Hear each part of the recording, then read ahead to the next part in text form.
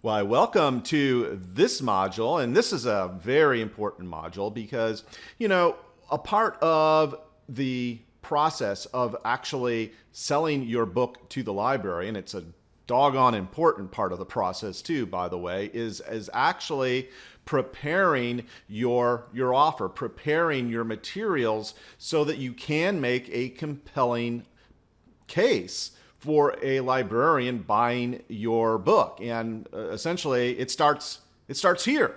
So, Amy, can we chat about just what we need to do to best prepare for making this presentation to the libraries? Yes, yes. Daniel, as you know, when you're selling a product or when you're selling yourself or when you're putting anything out there, the materials matter. How you look matters. Image counts. In the last module, we talked about how important it was to get the right look and feel for your book. This module is all about getting the right look and feel for your presentation. When you're presenting your book to a librarian, through the mail, on the phone, through email, you only have a few moments at best to convince her. She's looking, or he is looking, at thousands of books every month. And they're going to glance quickly at the book and make an instant decision. They don't have time or the luxury of giving it any more than just a few moments. And so the right materials will quite often put you in the enviable position of being in the maybe pile. Mm-hmm. There is a no pile and there is a maybe pile. There is never a yes pile. When librarians decide that they want to take a book, at best that's a maybe to start, because they're not the only ones who make that decision. They're the first ones, and if you go into the maybe pile, then after a bit, when they look at all the books in the maybe pile, then they get to compare you to their budgets. Do they have enough money for all the books in the maybe pile? If the answer is yes, then you're in the yes pile. If the answer is no, it's even more important that you have the right materials, because these materials will set you apart from the other people in the maybe pile. So let's go through and start with some of the ways that you can separate yourself from the no's and later from the maybes.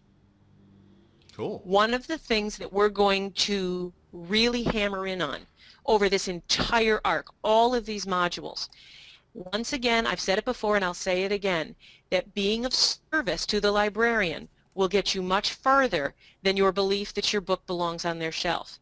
And the easiest way to be of help to that librarian is to understand their goals. One of their first goals is to acquire books that their patrons, their visitors, will enjoy. That is one of their number one goals.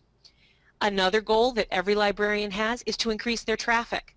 If they can increase their traffic and if they can increase their library community involvement, then their job, they're doing their job, they're doing it well, and their library is safe from budget cuts, or at least safer. They need to stay in budget. Librarians are given very tight budgets to work within, and if you can help them with that, they will be very grateful. Remember in the last module, and we will cover this again, it is no longer true that all books in libraries are hardcovers. Most of them are paperbacks. Librarians don't have the money to put everything out in hardcover anymore. Work with them. Understand that they've got a budget and make sure that you are presenting a book that helps them with that goal. And finally, they're trying to serve the community. If you've written a book that can be of help to their patrons, to the community, and can come up either with a workshop or with handouts or with a newsletter article that will further their desire to serve their community, that is a wonderful way to separate yourself from the other people in the maybe pile. So keep in mind some of these goals, and let's talk about your materials as we're working towards being of help, of service to these librarians.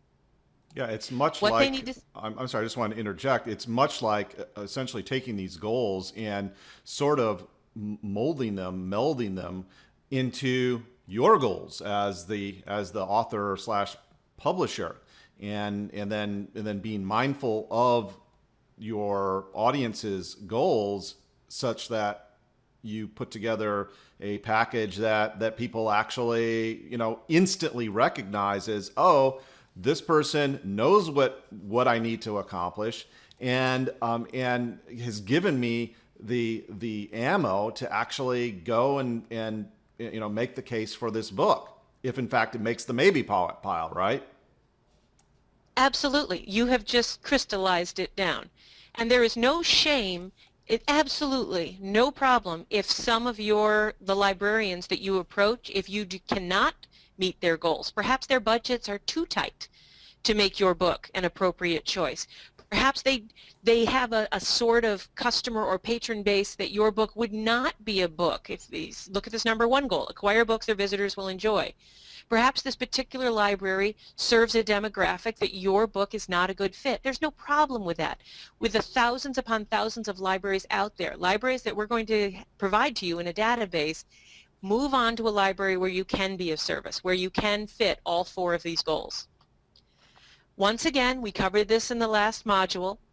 Your book cover design and interior needs to be professionally done. There should be a catalog and publication block on the copyright page.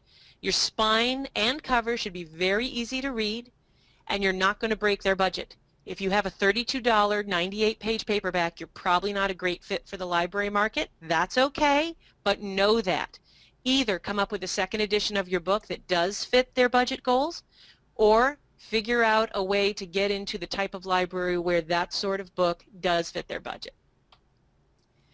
Here are the things that they're going to need to see in your kit, and we are going to be discussing this over the next several modules that we go through. They need a marketing plan, and we're going to deep dive into what goes into a marketing plan. They're going to need a sales sheet, a one-page sheet that shows everything about the book at a glance, the title, the ISBN, which is a 13-digit number assigned by the Bowker Group here in North America. They need to see the price. Is the book available from the wholesalers that we discussed back in that first module when I said what needs to happen before you present a book to the library? All of these things will be on the sales sheet. They'll need to see a press release. The reason why press releases are important is because it tells the librarian that you're actually doing some marketing. Your press release, if it's properly formatted, gives them the impression that you know the rules and you know how to promote your book. They need to see in every aspect of your kit that you understand their goals and that you offer ease of ordering. If the first question they have is, where can I get this book? And they can only order it direct from you with a check, or they want you that you want them to prepay, they're not going to do that. They need to go to their wholesalers. They need this book easily ordered, fully returnable, and in the full library discount that's available to them. So these are the things that you need to see and need to put forth in your kit, and we're going to go through those now. Lovely. The final thing that we're going to go over before we move into the actual deep dive hands-on modules is help the librarian say yes to your book. Once again, the book should be at full discount and fully returnable. The materials, when you put them together, should be neat, and they should be mailed in a nice package. I put mine in a shiny silver folder. I don't take 20-pound paper, print it off on my inkjet, fold it in half, and jam it into a book. I put it in a nice folder. I lay the book on top. I do not mail anything media mail. Media mail is tacky. If you care enough to have them consider your book, you should be sending it first-class mail or even priority mail. That's how we send ours. Your cover letter and your materials should be easy to read. Please do not pack them in with text. There needs to be lots of white space. These librarians are looking at a lot of materials. We're very, very exhausted at the end of our days. All of us are getting too much text coming at us with emails and with online. Give their eyes a rest. Tell them quickly what they want to know, and do not make them read huge chunks. And everything you send them should be focused on how to help them with their goals. That will come across to them, and they will be extremely grateful to you. Excellent. Excellent. Amy, can we go over this? Can we redo this slide one more time, please? Just from this slide. Just from this slide. Great. Oh. You can go back to the other slide and switch over. That's cool. Tell me when I should start. Go.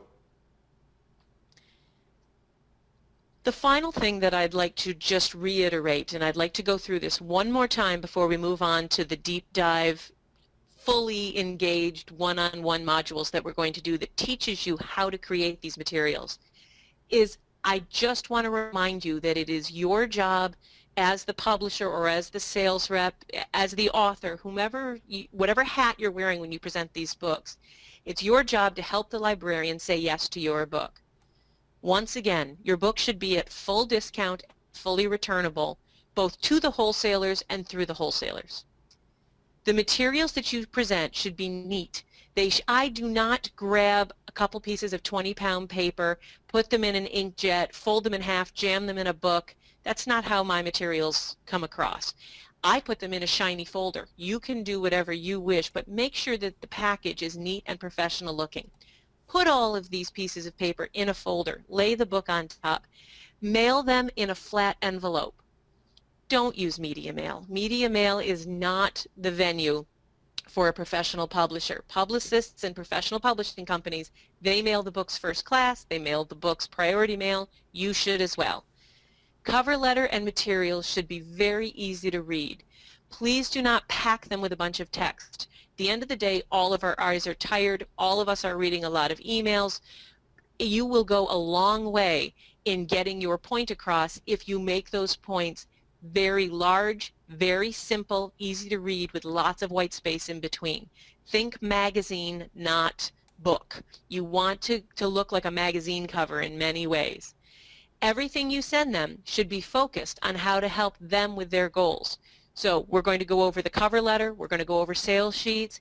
Everything that I put into these cover letters, everything that we have put into the sales sheets, you will see is presented in a way that is neat, that is clean, lots of white space, and points out to them that we can satisfy their goals. Wow, lovely.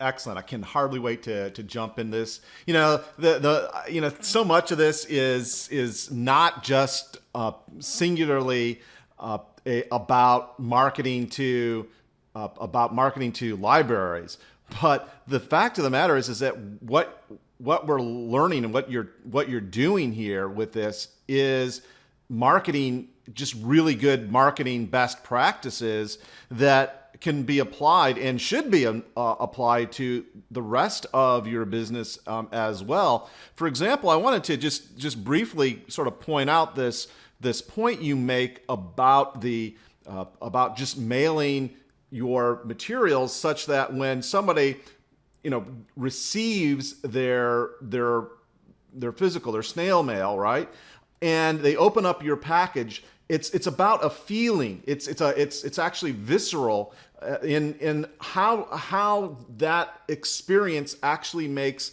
the receiver or the recipient of that mail.